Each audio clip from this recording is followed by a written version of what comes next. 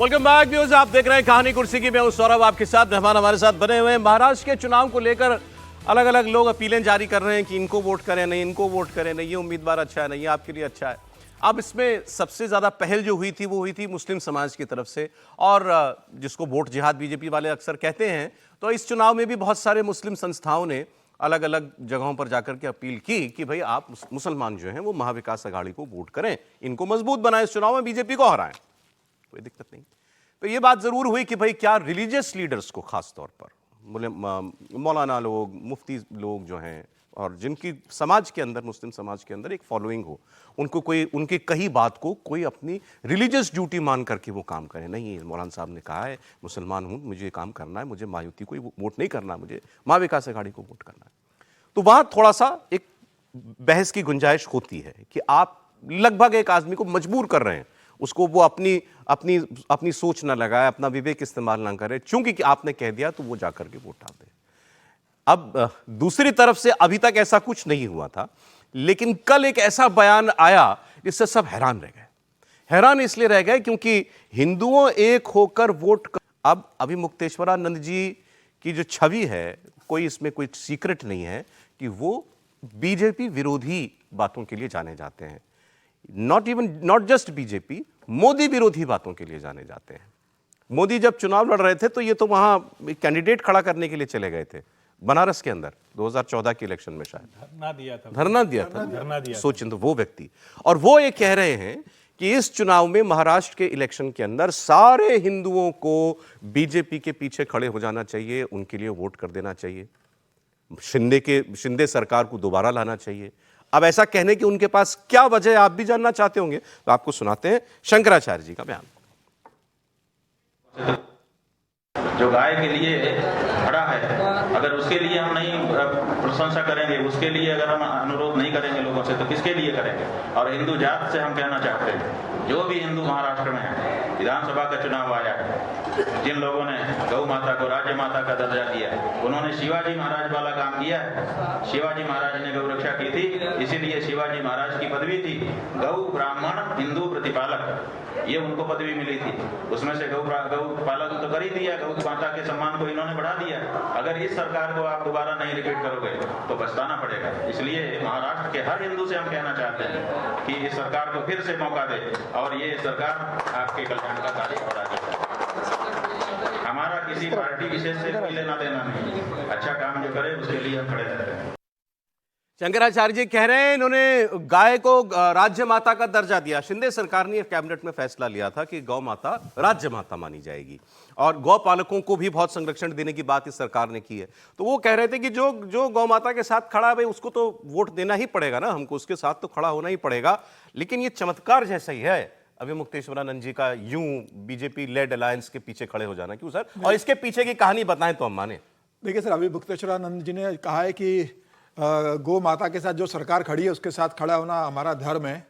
तो क्या पहली बार भारतीय जनता पार्टी या शिंदे सरकार गौ माता के साथ खड़ी है? भारतीय जनता पार्टी तो हमेशा से गौ माता के साथ खड़ी रही है। भारतीय जनता पार्टी तो अपने जन्म से गौ माता के साथ खड़ी है, 2014 के बाद से तो नहीं खड़ी है ना। तो ये उनका ये बयान, मुझे लगता है इसके पीछे की कहानी और भी है। और ये तो वो है जो अभी मातोश्री में गए थे, खीर पूरी खाई थी इन्होंने, आडवाणी जी की शादी में। मातोश्री गए, जा चुके हैं। बिल्कुल, मातोश्री में गए थे, उद्धव ठाकरे ने सम्मान किया था, उद्धव ठाकरे ने सम्मान खीर पूरी बढ़िया खाई थी, आशीर्वाद दे के आए थे।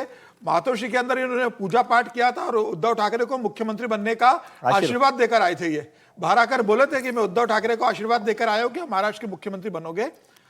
लेकिन अब आप पहली जो है और उलझा रहे हैं। तो ये तो उनके उद्धव ठाकरे को आशीर्वाद दिया है या शिंदे जी के लिए अपील कर रहे हैं? मातोश्री में जाकर पूजा पाठ की, बोले मैंने पूजा पाठ किया मातोश्री के अंदर और उद्धव ठाकरे को मुख्यमंत्री बनने का आशीर्वाद देकर आया हूं। और उद्धव ठाकरे का जो कार्यकाल था महाराष्ट्र के लिए बहुत अच्छा था। उद्धव ठाकरे महाराष्ट्र को फिर मुख्यमंत्री के रूप में मिलना चाहिए, मैं ये प्रार्थना करूंगा। और आज वो, लेकिन आज शिंदे तो कुछ हुआ है। सौरभ जी समीर साहब को इसलिए बुलाते हैं, ये कहानी तो मुझे भी पता है। आपको वो कहानी बतानी है जो इस कुर्सी के लिए, प्रोग्राम के लिए चाहिए, जो है सच। ये नियम आप पे भी लागू होता है?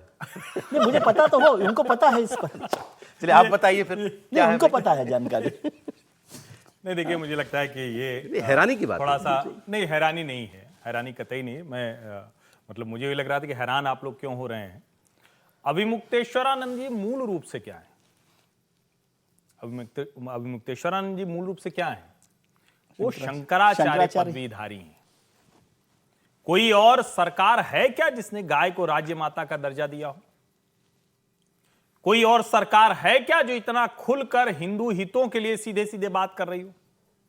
और जब वो नरेंद्र मोदी और भारतीय जनता पार्टी के खिलाफ बोलते हैं तो जिस विरासत को लेकर वो चल रहे हैं, जो जबलपुर में, नरसिंहपुर में स्वामी स्वरूपानंद सरस्वती जी का बड़ा सा आश्रम है, उस विरासत को लेकर चल रहे हैं जिसमें दिग्विजय सिंह इनके गुरु भाई, अभिमुक्तेश्वरानंद जी के गुरु भाई हैं दिग्विजय सिंह। स्वामी स्वरूपानंद जी की मूल रूप वजह से से अभिमुक्तेश्वरानंद जी हमारे जिले प्रतापगढ़ के हैं। छात्र राजनीति से निकले, एनएसयूआई से जुड़े रहे, बाकायदा राजनीति की, बनारस में इसीलिए उन्होंने प्रत्याशी खड़ा किया। और उसके बाद चूंकि स्वामी स्वरूपानंद सरस्वती जी महाराज का बहुत स्पष्ट तौर पर झुकाव था, उन्होंने एक थप्पड़ मार दिया था। एक पत्रकार ने पूछ दिया था, मोदी फिर से प्रधानमंत्री बनेंगे क्या? एक थप्पड़। तो वहां से आप समझिए। लेकिन इस समय जिस तरह से हिंदू मानस का जागरण है, एक चेतना है, उसमें बार बार आप ऐसे मुद्दों पर विपरीत दिखेंगे। उस वक्त मुकेश अंबानी जी के बेटे के विवाह समारोह में गए थे, जिसके तुरंत बाद उद्धव जी के घर गए थे। उद्धव और रश्मि ठाकरे ने बाकायदा इनका जिसको कहते हैं ना कि पाद प्रक्षालन करके पूरा जो गुरु को एक बुलाना होता है वो सब किया। और तब इन्होंने कहा था कि जिसको धोखा दिया गया उसको न्याय होना चाहिए। तो धोखा उन्होंने उद्धव जी को बताया। अब क्या कह रहे हैं कि जो शिवाजी और राज्य माता का दर्जा गौ माता को दिया उनको देना चाहिए। नहीं, साफ साफ कह रहे हैं कि शिंदे भाजपा की सरकार ये ला रहे हैं। एक संकट होता है पहचान का भी। बहुत बड़ी पदवी है, शंकराचार्य की पदवी पर टिप्पणी करने की हैसियत हम जैसे लोगों की नहीं है, लेकिन एक संकट तो होता ना। बार बार आप इतने बड़े मुद्दों पर भी विपरीत बात कैसे करते दिखेंगे? और कई बार इसको मैं इस तरह से भी देखता हूं, इतने ऊंचे पदों पर बैठे लोगों को एक सेंस मिलता है, एक फीलिंग आती है कि क्या होने जा रहा है। तो मैं इसको उस होने जा रहे से इसको देखता हूं जो इनके ऊपर एक दबाव है, जिस पदवी पर है शंकराचार्य पदवीधारी स्वामी अभिमुक्तेश्वरानंद जी, मैं उसका दबाव देता हूं। वैसे तो कोई मजबूरी किसी की नहीं है कि भाई वो कोई अपील जारी ही करे या कि आप किसी पक्ष में खड़े ही दिखाई दें। और वैसे भी शंकराचार्य जी तो मतलब हिंदुओं के तो मूल रूप से धार्मिक गुरु तो शंकराचार्य, सबसे बड़े गुरु तो वही हैं। नहीं, और आप तो आजकल तो मतलब शंकराचार्य भी अलग अलग हो जाते हैं, लेकिन मूल रूप से जो चार पीठ है वो उनमें से एक है। नहीं, और एक जो मूल बात है कि हिंदू समाज ने कभी किसी शंकराचार्य, किसी धर्म ध्वजाधारी, किसी मठाधीश, किसी महंत, किसी साधु के कहने पर वोट नहीं किया। धर्म और राजनीति हिंदू मतदाता एकदम स्पष्ट समझता है। उसको राम मंदिर आंदोलन दिखा तो राजनीतिक दल के साथ चला गया, गाय को लेकर दिखा तो चला गया, संतों पर संसद के सामने गोली चली तो चला गया। उसको मुद्दों से फर्क पड़ता है, व्यक्ति के कहने से नहीं पड़ता। और अभिमुक्तेश्वरानंद जी का कहना मैं ये मानता हूं कि महाराष्ट्र में क्या दिख रहा है, वो इतने ऊंचे स्थान पर हैं, विद्वान व्यक्ति हैं, उनको भी दिख रहा है। आपके लिए आश्चर्य है क्या? और क्या ऐसा ही दिखता है कि जो शायद हो वो उनको पहले नजर आ रहा है तो अपना आशीर्वाद भी उसमें जोड़ दिया? वो हो सकता है, अभी तो पता नहीं मुझे, क्योंकि किस तरह से चुनाव जाएगा आगे वो नहीं मुझे जानकारी। लेकिन जो बातें स्वामी अभिमुक्तेश्वरानंद जी के लिए कहा गया, भाजपा सरकार के लिए कहा गया, फडणवीस सरकार और शिंदे साहब की सरकार के साथ के लिए कहा गया कि गौ माता की बात की, राज्य माता बना दिया, हिंदुओं के हित की सरकार है, इसमें से कोई नई बात आज नहीं हुई है, कल भी नहीं हुई है, परसों भी नहीं हुई, ठीक है। और स्वामी जी शंकराचार्य भी बहुत पहले से हैं, कोई अभी है नहीं।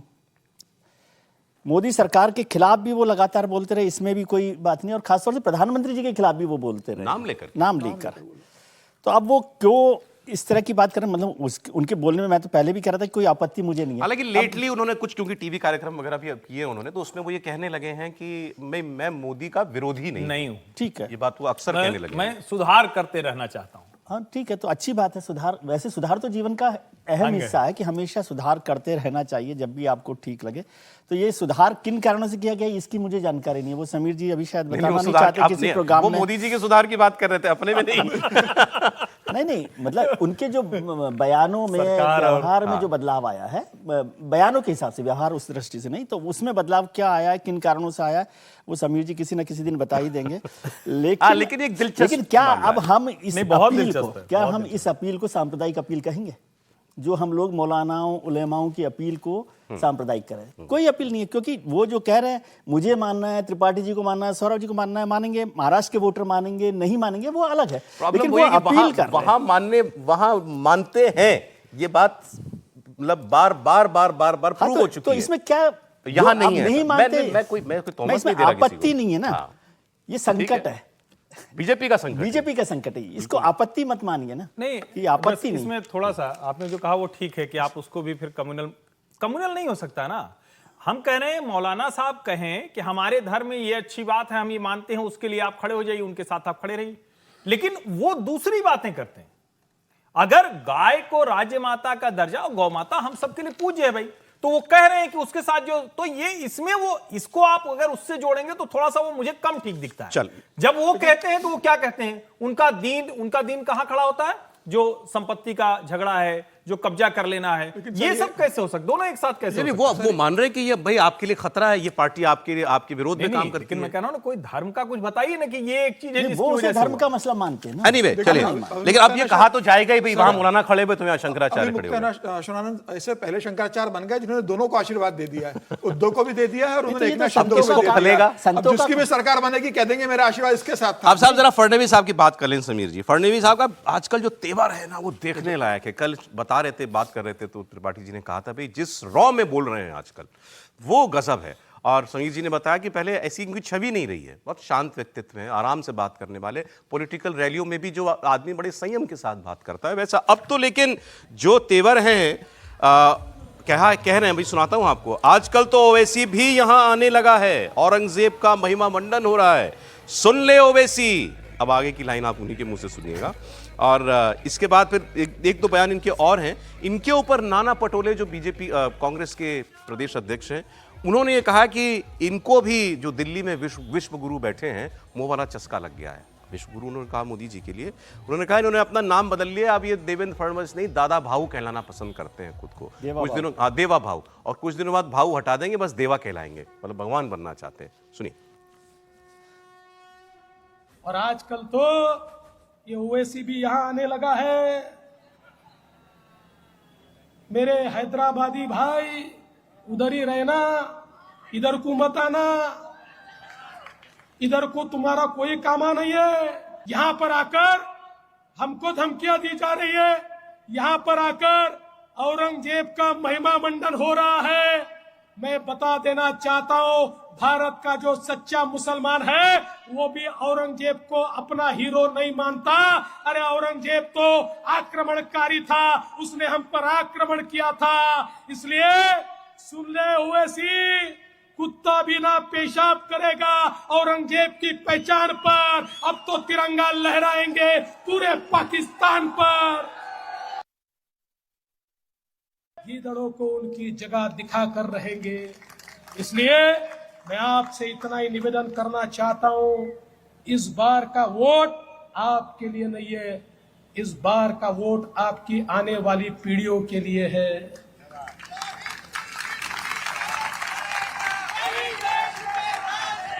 आपकी आने वाली पीढ़ियों के लिए है। अगर आप ठीक तरीके से समझेंगे नहीं, अगर सोते रहेंगे तो ध्यान में रखिए आने वाले दिनों में यहाँ रहना भी मुश्किल हो जाएगा। ये परिस्थिति का सामना आपको करना पड़ेगा। इसलिए एक ही नारा है, एक रहेंगे तो सेफ रहेंगे, एक रहेंगे, एक रहेंगे, एक रहेंगे, एक रहेंगे और सेफ रहेंगे। ओबीसी के लोग भी यहां पर बैठे हैं, ओबीसी के, हाँ, नहीं तो तुम हैदराबाद वाले की बात करेंगे।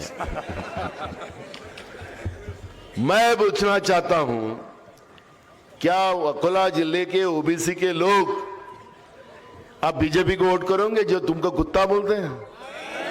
आप बीजेपी को कुत्ता बनाने का समय आ गया है, बीजेपी को कुत्ता बनाने का समय आ गया है। ये इतनी मस्ती में आ गए कि ये किसी को, अब ये तो भगवान हो गए ना। पहले देवेंद्र जी थे, मेरे को तो सब लोग नाना भाऊ ही बोलते हैं, पहले से बोलते, मेरे घर में भी बोलते, आप भी बोलते, नाना भाऊ बोलते। पर ये इसको देवेंद्र जी बोलते थे। अभी क्या हो गया, उसने अपना नाम बदल दिया, देवा बहू कर दिया। अब कुछ दिन के बाद बहू हटा देगा तो क्या हो गया, वो स्वयं एक विश्व गुरु है ही, दिल्ली में बैठे, और ये हो गए देवा। अपने आप को भगवान समझते हैं, हम तो इंसान हैं। ये देवा भाव वाली बात तो थोड़ी देर में करेंगे भी। उन्होंने कहा, विजय जी ने, जब ये चल रहे थे बयान, कुत्ते बड़े परेशान हैं। हर जगह उनको ले रखा है। उनका इलेक्टोरल पॉलिटिक्स में इतना दखल जो है पहली बार हो रहा है कि कहीं कुत्ता पेशाब करेगा, कहीं कुत्ता बनाया जाएगा। और डायलॉग है मतलब कि क्या कुत्ता भी ना पेशाब करेगा औरंगजेब की पहचान पर, अब तो तिरंगा लहराएंगे पूरे पाकिस्तान पर। तो चुनावों में जो हो जाए वो कम है। नहीं, लेकिन देवेंद्र फडणवीस जी, कल भी हम लोग बात कर रहे थे, आजकल कुछ अलग तेवर है ना समीर जी? बहुत आक्रामक तेवर देवेंद्र का है, और देवेंद्र का यह बदला हुआ रूप पूरे महाराष्ट्र की जनता पसंद कर रही है। बार-बार फिर ओवैसी पर क्यों बात हो रही है? देखिए, ओवैसी जिस तरीके से आके सबको, मुसलमानों को एकजुट करने की बात कर रहे हैं, अब उद्धव ठाकरे पे तो कुछ बचा नहीं हमला करने के लिए। उद्धव ठाकरे ने इधर के रहे ना उधर के रहे, उद्धव ठाकरे के साथ उन्होंने छोड़ दिया। मुसलमान वोट के लिए जिस तरीके से ओवैसी वहां पर आक्रामक रुख अख्तियार कर रहे हैं, नाना पटोले जिस तरीके से वहां रुख अख्तियार कर रहे हैं, विदर्भ से नाना पटोले आते हैं, देवेंद्र फडणवीस विदर्भ से आते हैं, विदर्भ की सीटों के लेके चल रहा है। विदर्भ के अंदर इसीलिए पटोले साहब भी इन पर इतने मेहरबान।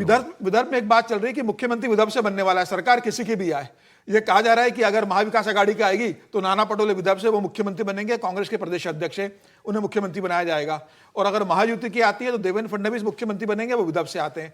तो विदर्भ में कहा जा रहा है, दोनों तरफ से ही कहा जा रहा है कि अपनी अपनी सीटें ज्यादा जितवाओ, क्योंकि हमारे यहां से मुख्यमंत्री बनने वाला है। तो कांग्रेस के अंदर एक बड़ा उत्साह है विदर्भ के अंदर कि नाना पटोले मुख्यमंत्री बन सकते हैं। लेकिन वही नाना पटोले जो 2014 में तो भारतीय जनता पार्टी से लोकसभा लड़े थे, गोंदिया से सांसद बने थे, और जब वो भारतीय जनता पार्टी से सांसद बने और जब वो पहली बार गए गोंदिया में, नागपुर एयरपोर्ट उतरे, वहां से गोंदिया तक उनका जुलूस निकला, उनसे पूछा गया कि अब भारतीय जनता पार्टी के बारे में, विधानसभा चुनाव हो रहे हैं उसके अक्टूबर में, आपको क्या लगता है? तब उन्होंने कहा था कि कांग्रेस तो दूरबीन लेके भी ढूंढे भी नहीं मिलने वाली है, देश में तो 42 सीटें आई है, यहाँ 4 सीटें भी नहीं आने वाली है, और विदर्भ के अंदर एक उम्मीदवार कांग्रेस को नहीं मिलेगा। ये तो नाना पटोले कहते थे। अब ठीक है, वो उसके बाद भारतीय जनता पार्टी से चले गए, वो कांग्रेस में। ये तो कांग्रेस को सोचना है ना कि वो उनको मुख्यमंत्री 2014 में उन्होंने कहा था कि मैं इस बात की आपको गारंटी देता हूं कि विदर्भ के अंदर 4 उम्मीदवार कांग्रेस को लड़ाने के लिए नहीं मिलेंगे, ये तो चले, 4 सीटें नहीं आएगी। राजनीतिक राजनीतिक रूप से अगर देखें तो देवेंद्र फडणवीस का जो बदला हुआ रूप है, अब देवेंद्र फडणवीस को लग रहा है कि जिस तरीके से मालेगांव वाला जो जिक्र बार बार करते हैं कि मुसलमान एक तरफा वोटिंग कर रहे हैं, अब ये बताना जरूरी है हिंदुत्व वोटर को कि आक्रामकता से आपको इकट्ठा होना है, और उसके लिए उनको ओवैसी टूल है, एक टूल है ओवैसी के बहाने हिंदुओं को। लेकिन क्या बीजेपी में trying to hard to unite Hindus, ऐसा सामने कर रहा है? मुझे लगता है इसको थोड़ा एक और नजरिए से देखना चाहिए। महाराष्ट्र की राजनीति में देवेंद्र फडणवीस फिर से मुख्यमंत्री बन पाएंगे क्या, यह प्रश्न बार बार आता है। महाराष्ट्र के राजनीतिक समीकरणों में देवेंद्र फडणवीस मुख्यमंत्री के तौर पर 5 साल उन्होंने पूरा किया, लेकिन एक ब्राह्मण के तौर पर वो मुख्यमंत्री फिर बन सकते हैं क्या, यह सवाल आता है। और मैं अभी पिछले कुछ दिनों से, चूंकि जब लगातार देवेंद्र फडणवीस को सुन रहा हूं, तो लाल कृष्ण आडवाणी की रथ यात्रा के समय के आप भाषण सुनिए, साध्वी रितंभरा के उस दौर के, राम मंदिर के दौर के भाषण सुनिए, नरेंद्र मोदी के गुजरात में मुख्यमंत्री रहने के दौर के आप भाषण सुनिए, लगभग उसी टोन में, उसी तरह से वही प्रेजेंटेशन है, उसी अंदाज में, और वही शब्द भी चुनकर देवेंद्र फडणवीस बोलते हैं। मुझे यह दिखता है कि देवेंद्र फडणवीस की भूमिका, जिसको बार बार कहा जाता है ना कि राष्ट्रीय स्वयंसेवक संघ और भारतीय जनता पार्टी, जो एक तरह से कहें कि अब शिफ्ट होगा जी, जगत प्रकाश नड्डा जी का जो ये कार्यकाल फिर एक्सटेंडेड, उसके बाद जो नया अध्यक्ष नवंबर या दिसंबर में आएगा, उस दिशा में मुझे जाता हुआ दिखता है। मुझे दिखता है कि ओवरऑल बीजेपी की देश में यही लाइन होने वाली है, और शायद यही वजह है कि संघ, योगी, मोदी और देवेंद्र फडणवीस वो सब एक लाइन में बात करते हुए नजर आ रहे हैं।